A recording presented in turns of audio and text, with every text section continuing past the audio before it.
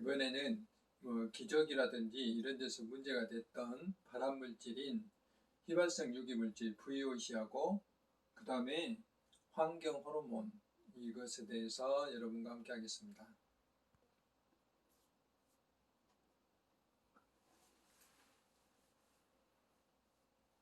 이런 문제가 계속 발생했었죠. 믿고 살 게 없다.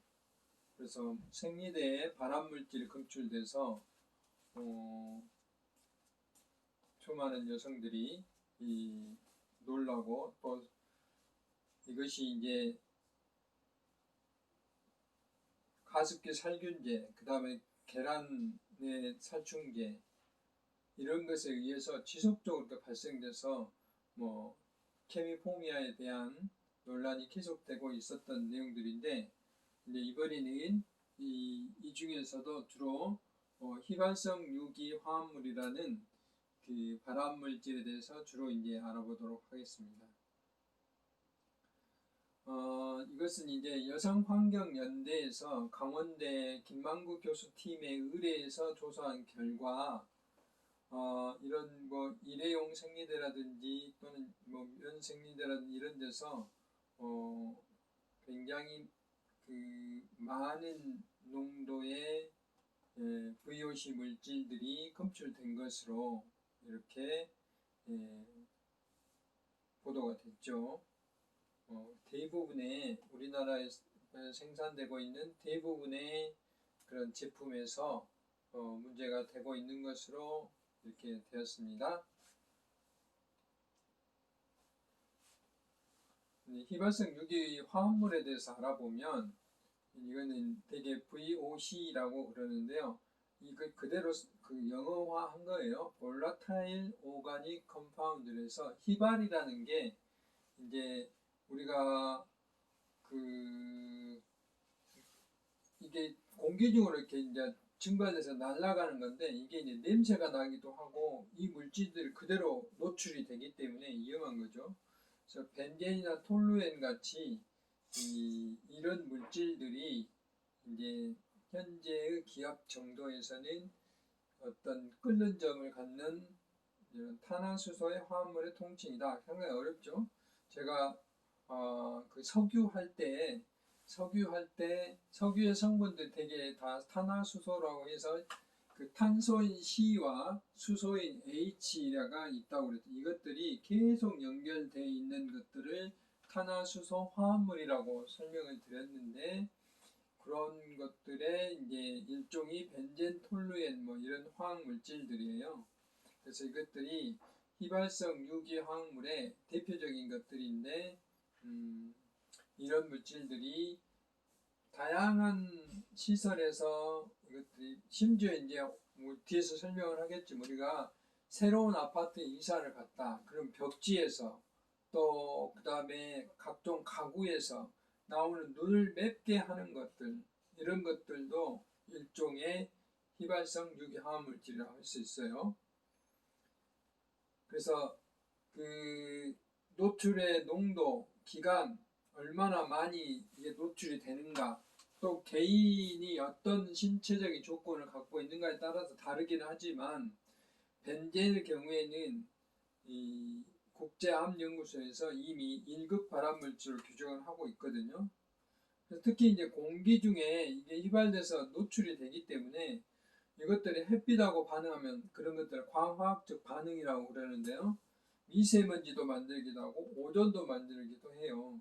그래서 이런 VOC 물질들은 우리 화학물질을 만드는 공장, 특히 그 도료, 우리 자동차에 페인트를 칠한다 이런 데서 나올 수가 있고요. 그 다음에 우리 자동차 그 배기가스에서도 나옵니다. 그래서 이런 것들이 화학물질하고 반응해서 미세먼지, 이제 미세먼지가 벌써 초미세먼지가 몇 번 주의보도 발령되고 예고가 되고 있죠. 고농도로.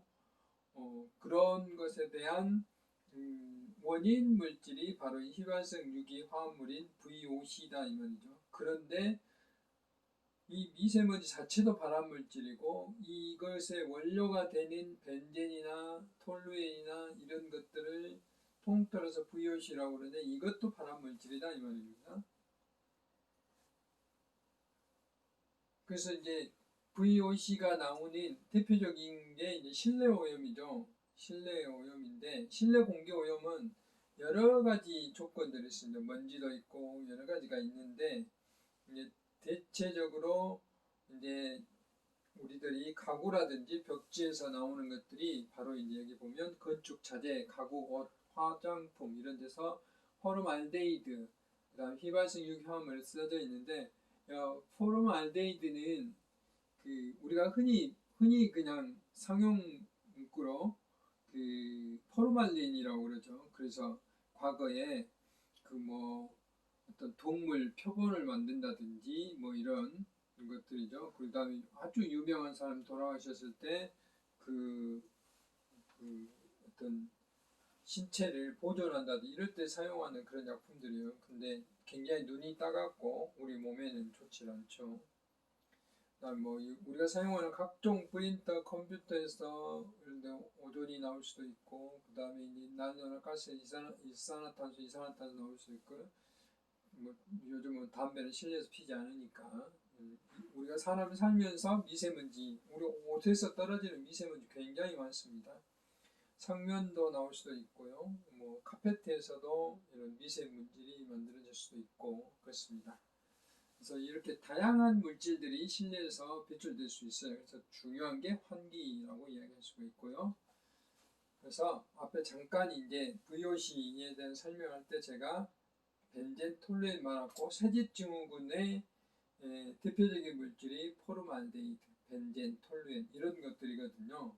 이런 게 다 대부분 건축 자재에서 나오는 것들이 상당히 많습니다. 이런 게 이제 생리대 같은 그런 유생용품, 기저귀 같은 인생용품에서도 검출이 됐다 해서 우리가 굉장히 충격을 받은 바가 있었던 것이죠.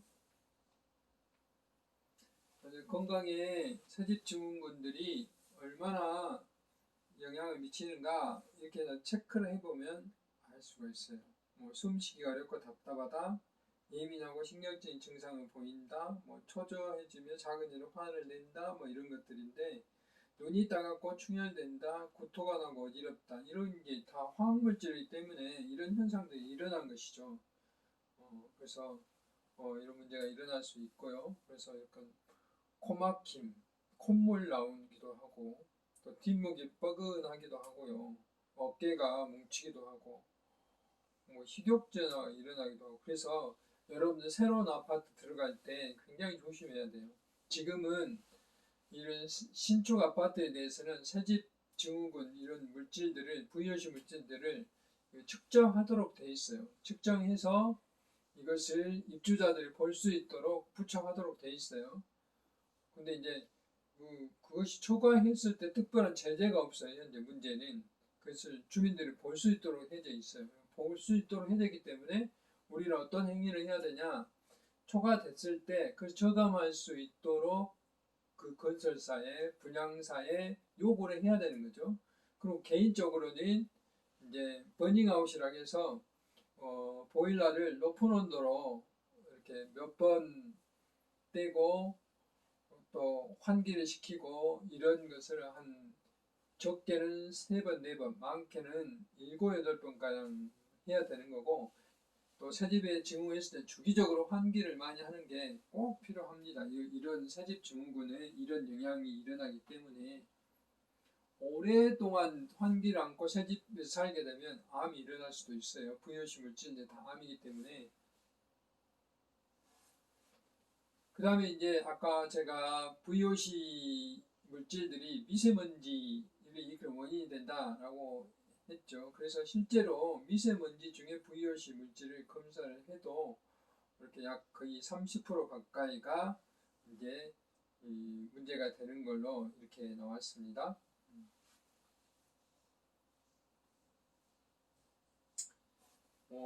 제가 이제 보건환경원에 근무를 할 때 직접 조사를 한 내용인데 우리 이제 네일샵 가잖아요. 네일샵이 대부분 화학물질들을 취급하기 때문에 네일샵이라든지 또는 세탁소라든지 이런 미용실이라든지 이런데 화학물질 노출 실태가 어쩐지 이를 직접 조사를 했고 또 거기에 근무하는 분들이 얼마만큼 혈액이라든지 또는 그 장기 부분에 이런 그 유해 화학 물질이 축적이 되어 있는지 직접 조사를 해봤어요. 근데 이제 되게 우리가 조사를 해봤더니 역시 포름알데히드도 검출이 됐고요.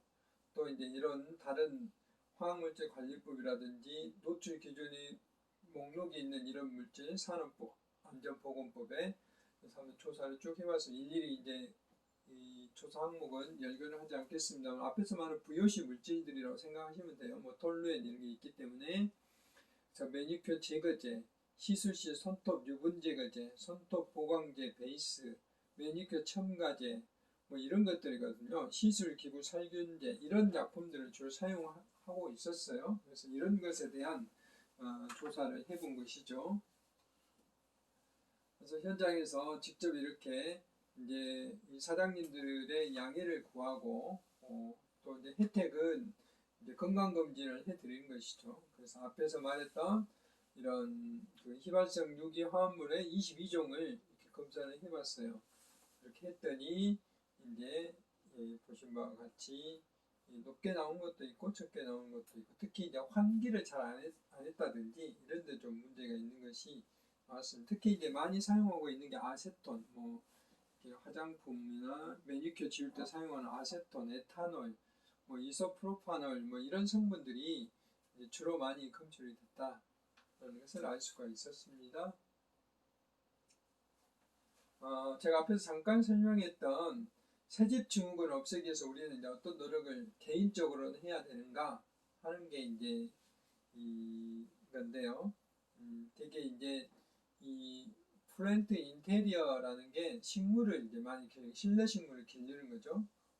실내 식물을 기르면 실제로 저희들이 조사를 해보면 상당히 많이 제거를 하고 있는 것으로 이렇게 나오기 때문에 가능하면 이제 여건이 허락하면 이런 그 실내에서 사는 스킨답스라든지 홍콩 야자라든지 이런 그 식물들을 기르면 좋겠습니다. 그 다음 앞에서 제가 설명했던 베이크아웃, 그러니까 여기 보면 출입문과 창문을 모두 다 닫고 보일러를 가동해서 실내 온도를 35도에서 40도.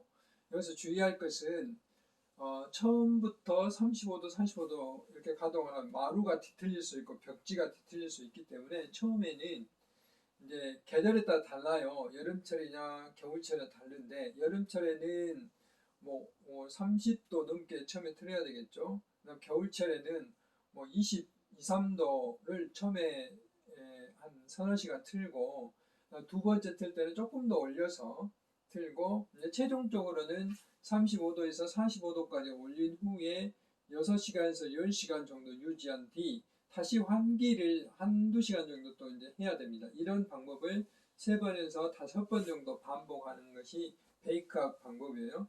오염물질을 제거하는데 가장 효과적인 방법이에요, 이게. 그래서 이럴 때는 가구가 있었으면 가구의 문도 다 열어놓고 해야 됩니다. 이거 외에도 뭐 활성탄을 이제 그 공기를 흡착하기 위해서 조금 보관을 한다든지 뭐 이런 방법도 있는데 그게 이제 아주 효과적이라는 할 수 없어요. 그래서 현재 권장하고 있는 게 두 가지 방법이 가장 권장해 방법이고 이거는 환경부에서도 권장을 하고 있는 방법이기 때문에 한번 시도해 보면 좋겠습니다. 두 번째는 이제 환경 호르몬에 대해서 이야기를 하겠습니다. 아까 앞에서 말했던 농약이라든지 이런 물질도 대개 다 환경 호르몬이라고 할 수 있어요. 우리가 이제 호르몬 작용이 뭐 우리가 뭐 남자답게 만들고 여자는 여자답게 만들고 또 키가 클 수 있는 성장 호르몬 막 이런 거 2차 성징을 나타내는 호르몬 우리 몸에 있어서 정상적인 호르몬 기능은 굉장히 중요하죠. 근데 호르몬처럼 역할하는 화학물질들이 있어요.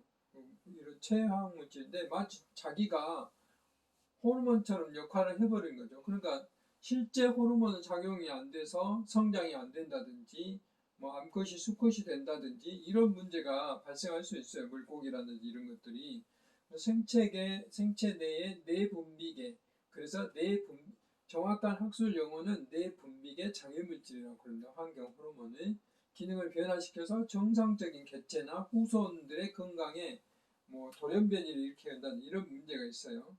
그래서 성호르몬 같은 경우에 세포에 있는 수용자 결합해서 생리 활성작용을 해가지고 문제를 일으키는 거죠. 물고기가 뭐 알을 못 낳게 한다든지 또는 암컷이 수컷이 되게 만든다든지 이런 문제를 일으키는 것들을 우리는 환경 호르몬이라고 부릅니다. 실제 호르몬이 아니죠. 화학 물질인데 호르몬처럼 자기가 작용을 하는 거예요.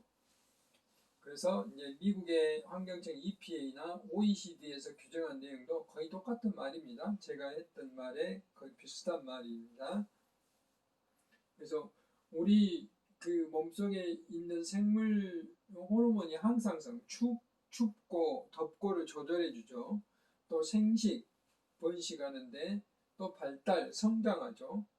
이런 또 행동의 조절을 하는데 체내 호르몬들이 영향을 미치는데 그런 것들을 할 수 없도록 막아버리는 그 바깥에서 들어오는 화학물질 또는 뭐 천연물질일 수도 있는데 이런 것들을 우리는 환경 호르몬이다, 내 분비계 장애물질이다 라고 이야기를 합니다.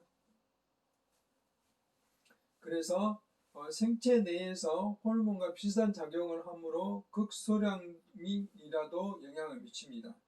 그래서 문제는 이것은 앞에서 다른 화학물질들은 중독이라든지 뭐 치사를 일으키는데 이것은 형질을 발현한다면 다음 세대의 형질이 발현된단 말은 유전적으로 문제를 일으킨다는 거죠. 더 심각한 거죠, 이게. 그리고 농약과 마찬가지로 잔류성이 큰 환경 호르몬은 생체 내에 농축되어 있다 이 말이죠. 그리고 잘 분해가 되지 않아서 오랫동안 생체에 들어있다 이 말이죠. 특히 지방에 많이 축적돼서 되기 때문에 생물에 농출되는 그런 경우가 많다. 이런 그 환경 호르몬의 특징에서 잔류가 되고 오랫동안 생체 내에 있고 다음 세대에서 발현이 되기 때문에 돌연변이 같은 것을 일으킬 수도 있다.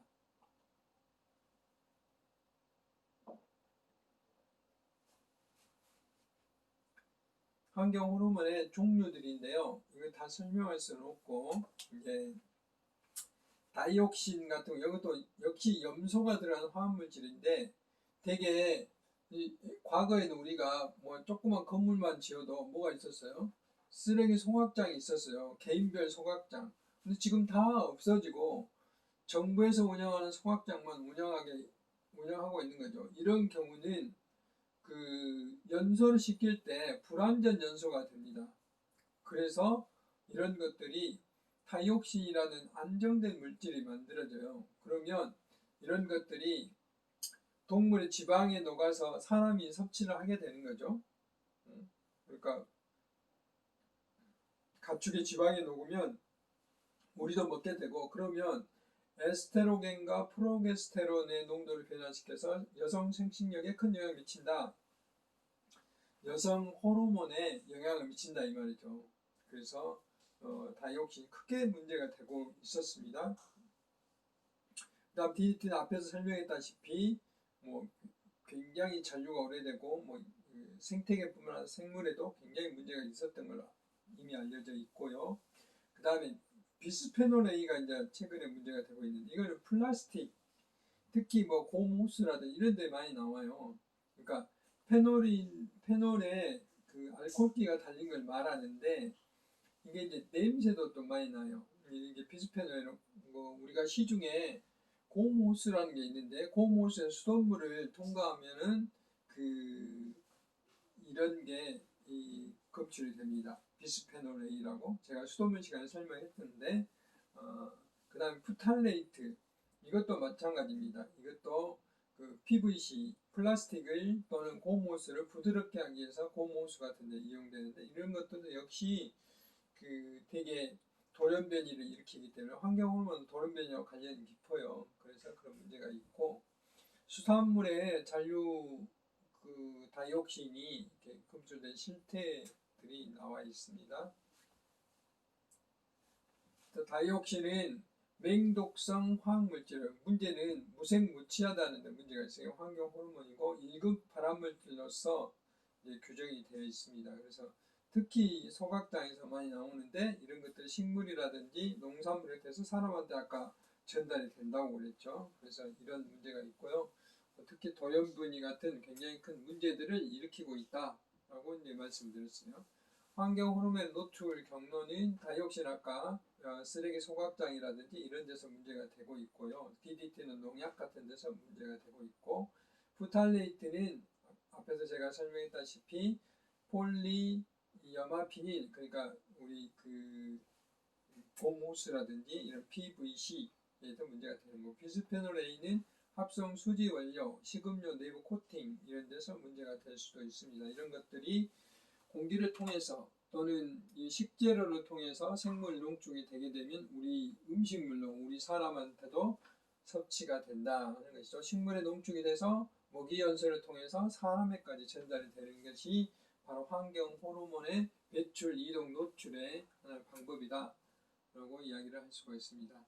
그 다음 비스페놀 A는 앞에 그런 곰호수뿐만 아니라 이렇게 이제 우리가 영수증 감열제 받잖아요. 그래서 요즘은 이제 환경을 생각한다고 해서 이것을 모바일로 우리가 영수증 받는데 그런 노력들이 필요해요. 실제로는 이런 환경 호르몬을 접촉하지 않는 것이죠. 그러니까 열 감염제 영수증에 이 비스페놀 A에 그 열을 가하면 이렇게 색깔이 변해가지고 이렇게 글씨가 써지는 거죠. 근데 이거는 성인병도 이걸 현색제라고 그러는데 성인병과 어린이 성장 발육에 영향을 미쳐 이것은 호르몬 교란 물질로서 성 기능에도 문제가 되고 유방증이라든지 성조숙증에 문제를 일으킬 수도 있다 하는 것입니다. 그래서 이런 것들을 참고로 하셔서 가능하면 영수증을 뭐 이런 거 이 과거에 막 입에 물기도 하고 그랬는데요. 그럼 절대 안 된다는 것이죠. 환경 호르몬의 주요 피해 사례들은 다양하게 나왔어요. 뭐 이렇게 잉어의 암수 구별이 안 되는 그런 잉어가 나왔다든지 또 사람의 정자수가 줄어들었다는 것은 나왔다든지 그리고 또 이제 동물들의 피해라든지 흰돌고래의 면역 기능이 저하돼서 개체수가 감소되고 있다든지 뭐 PCB 같은 것도 일종의 이제 환경 호르몬의 일종이에요. 갈매기가 이제 그 암꽃길이 뭐 둥기를 했다든지 갑상선이 비대했다든지 수컷이 난관이 발달됐다든지 이런 문제가 발생되기도 하고요. 다양한 문제들이 세계적으로 지금 나오고 있습니다. 이런 것들을 우리는 고려해서 이런 피해 사례들이 실제로 일어나고 있기 때문에 이런 물질에 대해 신중을 기해야 된다는 거죠. 그래서 이제 이런 살충제란 일회용품들 이런 것들이 이제 문제를 끌고 이렇게 되면은 특히 태아라든지 영유아기 또 이제 우리 청년들까지 문제를 일으키기 때문에 이럴 때 접촉을 줄이는 노력을 꾸준히 해야 됩니다. 그래서 그 환경 호르몬에 대한 성인과 그 어린이에 대한 체내 농도를 비교를 해보면 그만큼 민감하다는 거죠. 어린애가 1.6배가 비스페놀 A 같은 게 높게 나타나고 푸탈레이트도 1.5배 정도 높게 나타나기 때문에 특히 어린이들은 환경 호르몬에 더 주의를 많이 기울여야 된다 합니다. 그런데 그 이유는 이렇게 오염물질에 대해서 방어 능력, 인지 능력이 부족하기 때문에 그렇다고 손에 묻은 먼지라든지 이런 것들을 쉽게 이렇게 입으로 들어가게 빨아먹기 때문에 그럴 수도 있고요. 이게 또 이제 바닥에 기어다니기 때문에 그럴 수도 있다 하는 것들이 이제 연구가 되어 있죠. 환경 호르몬은 어디에 들어있나 하는 건데 우리가 먹고 있고 생활하는 거의 대부분에 들어있다. 음식이나 가정용품, 상품 포장재, 농약, 기타 첨가물을 통해서 인체 축적이 되고 자동차 배기가스, 담배 연기, 쓰레기 소각 과정 그 다음에 이런 데서 배출돼서 호흡기를 통해서 우리 인체에 배출되기도 한다 하는 것이죠. 그 다양한 경로를 통해서 배출이 되기도 한다 하는 겁니다. 우리 생활 속에서 이런 뭐 카페트, 브라인드 카페트, TV, 이런 가전제구, 매트리스 같은 거, 카펫 뭐 특히 이제 모기향, 전자모기향, 스프레이, 통조림, 부엌에 사용하는 각종 뭐 이런 캔 음료, 병따개, 아까 영수증 이런 데서 이런 브로마, 난연제, 뭐 포머트린, 비스페놀 A, 과부하 화합물 이런 다양한 물질들이 노출되고 있다고 말씀드릴 수가 있고요. 뭐 방에도 방향제를 비롯해서 향수, 매니큐어 이런 데서도 되고 있고요. 화장실로 가면 클렌징이나 화장품, 탈취제, 섬유유연제, 린스, 샴푸, 린스 이런 구강청명제 이런 데서 다양한 물질의 환경 호르몬들에 우리가 노출될 수도 있다 하는 것입니다. 어떻게 줄일 것인가? 앞에 설명한 유기농산물을 가능하면 이용하는 게 좋고요. 그 다음에 생활 쓰레기 우리가 버릴 때 이런 제품들을 적게 버려야 된다는 거고, 그 다음에 수시로 지금 뭐 이제 환경 호르몬뿐만 아니라 손 잘 씻고 있으니까 강조할 필요가 없습니다만 손 씻기, 플라스틱 제품 사용할 때 열과 기름을 피해야 된다는 거. 이거는 이제 요즘은 상식이지만 플라스틱 용기에는 찬 음식, 기름이 덜한 음식을 보관하고 젖병이나 플라스틱 용기를 전자레인지에 넣고 데우지 않아야 되고 플라스틱 장난감 구입할 때 재질 표시를 꼭 확인해야 됩니다. 그래서 환경 호르몬 예방 수칙은 앞에서 설명했던 내용, 유리기구나 스테인리스, 그 다음에 캔류 제품 직접 대수 사용하지 않기, 녹황색 채소 자주 흡수하기, 바닥 물걸레로 닦기 뭐 이런 것들, 하루에 물도 많이 마시고 환기도 자주 하고 이런 것입니다. 마지막으로 호르몬들은 앞에 설명했다시피 우리 몸에 이런 어떤 그 대사 산물들을 표적 세포에 보내서 그 어떤 역할들을 하게 하는 것들이죠. 이런 것들을 호르몬이라고 그러는데, 예를 들어서 이런 이제 호르몬들이 이것을 받아들이는 리세터에 반응을 하면 세포에 들어가서 반응이 일어나는 거죠. 뭐 성장이 일어나기도 하고 뭐 여러 가지 영향들을 일으키는 것들이 이제 호르몬의 작용인데, 화학 물질이 환경 호르몬이 가짜 작용하는 거죠. 모방 작용. 자기가 이 호르몬인데 자기가 모양이 똑같아. 아까 얘하고 비슷한 모양인데 이게 빨간 걸로 이게 돼 있는데 여기는 비었죠. 안에가 비슷한 걸로 가져 반응을 일으켜 버리는 거죠. 근데 다른 반응이 나타난 거죠. 이런 것들은 우리가 이제 환경 호르몬의 모방 작용이다라고 이야기를 합니다. 또 하나는 차단 작용이에요. 지가 먼저 붙어서 정상적인 호르몬이 들어가지 못하도록 만드는 거죠. 이런 것들 그렇게 만들어으로써 이제 얘가 역할을 못하게 되는 거죠. 이 세포에 들어가지 못하게 하기 때문에, 접근하지 못하기 때문에 성장이라든지 이런 걸 할 수 없도록 막는 것이죠. 이런 거 블로킹 작용이라고 그렇습니다. 그래서 이제 이런 호르몬들이 이제 물이라든지 토양 속에 오랫동안 보관되면 농축이 생물들이 먹고 농축이 돼서 결국 사람한테까지 영향을 미친다 하는 것을 말씀을 드렸습니다. 그래서 생물 농축에 대해서는 제가 앞에서 설명드렸다시피 특히 이 동물의 지방질 축적이 많이 됩니다. 그래서 그 축적된 것들이 사람한테까지 전달이 잘 될 수 있도록 돼 있는 것이 이제 생물 농축이다 하는 것입니다. 그래서 제가 이번 13주차에서는 일상 속에서 화학물질에 노출되는 거고, 그로 인해서 우리가 많은 화학물질에 대한 공포감을 갖고 있는데, 이게 이제 케미포비아고, 거기에 대한 사례로 가습기 살균제, 살충제에 노출된 계란, 농약과 PLS 제도, 그 다음에 이생용품의 발암물질인 휘발성 유기화합물질, 그 다음에 쇠집증후군, 환경 호르몬 이런 것에 대해서 우리가 강의를 했습니다. 그리고 공지사항으로 이제 기말고사가 얼마 남지 않았는데요. 학교에서 별도로 방침이 정해질 계획입니다. 아마 아직은 확정되지는 않았는데 이번의 경우는 아마 비대면 그 기말고사가 진행되지 않을까 생각합니다. 지금 코로나가 만연하고 있기 때문에 되도록이면 접촉을 줄여야 된다는 그런 생각해서 그렇게 되고 있습니다. 제가 학교 방침이 결정이 되면 자세히 다시 안내를 드리도록 하겠습니다. 여러분들 특히 코로나가 지금 만연하고 있기 때문에 건강에 유의하시기 바랍니다. 수고하셨습니다.